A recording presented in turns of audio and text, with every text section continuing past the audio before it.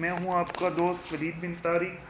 आज हम web designing सीखने जा रहे हैं और आप देखते हैं फ्रेंड कि वेब डिज़ाइनिंग के लिए हमें ये जो चार प्रोग्रामिंग तो नहीं, JavaScript jQuery programming language कहते हैं।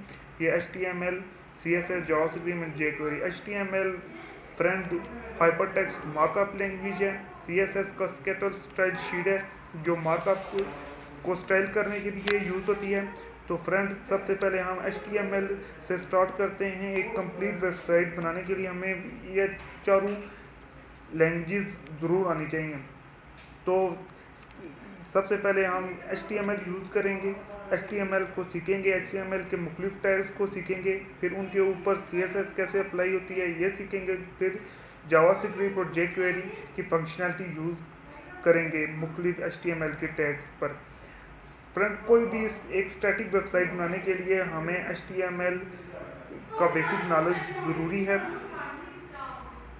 स्टैटिक वेबसाइट मीन्स वो वेबसाइट जो डायनामिक मतलब डेटाबेस के साथ कनेक्ट ना हो, उसे स्टैटिक वेबसाइट कहते हैं।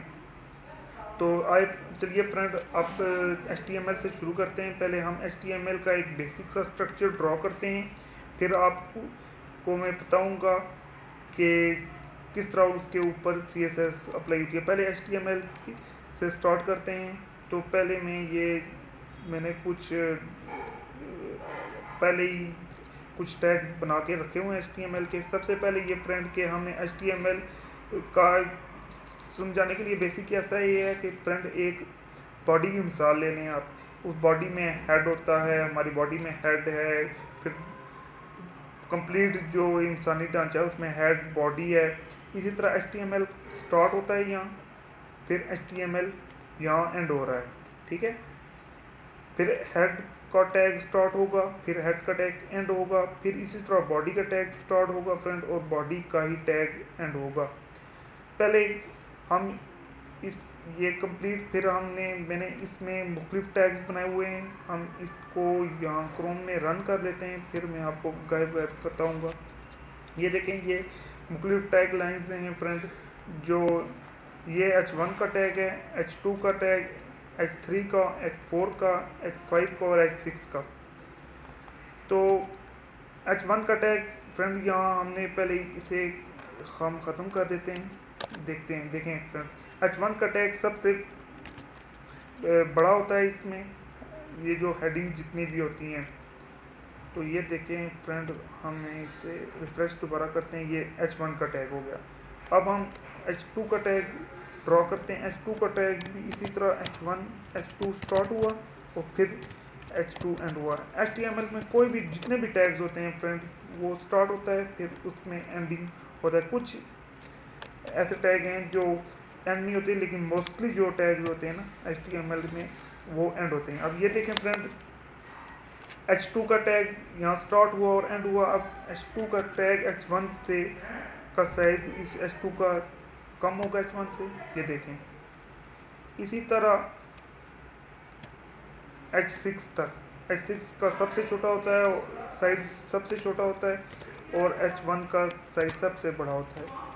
यहाँ हम H3 कर देते हैं।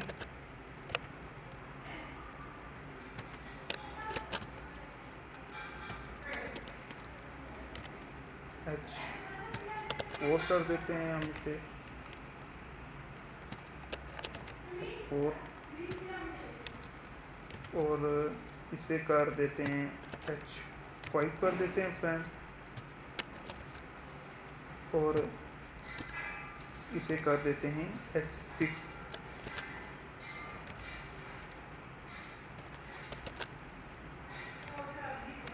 H6 हो गया। अब देखें ये फ्रेंड, हम इसे सेव कर देते हैं यहाँ, या Ctrl S से भी आप सेव कर सकते हैं। अब जाते हैं अपने पेज के ऊपर दोबारा। ये देखें फ्रेंड,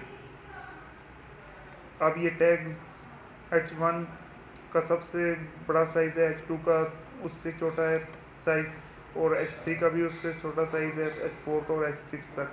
मुख्तलिफ वेबसाइट में मुख्तलिफ जगह के ऊपर हमें ये मुख्तलिफ टैग्स हमें यूज़ करने पड़ते हैं। तो फ्रेंड, आप ये कंप्लीट वीडियो सीरीज़ देखें, गाय बगाए मैं अपने लेक्चर जो है अपलोड करता रहूँगा यूट्यूब के ऊपर। प्लीज़ सब्सक्राइब कीजिए चैनल को ताकि मेरी लेटेस्ट वीडियोस को आप अपडेट मिलती रहे। लाइक कीजिए, शेयर कीजिए, फेसबुक के ऊपर अपने फ्रेंड्स को इनवाइट कीजिए लाइक और शेयरिंग के लिए। बहुत शुक्रिया फ्रेंड्स। आई होप यू कि आपको ये वीडियो सीरीज़ पसंद आई होगी। Taking back. Okay, thank you friends.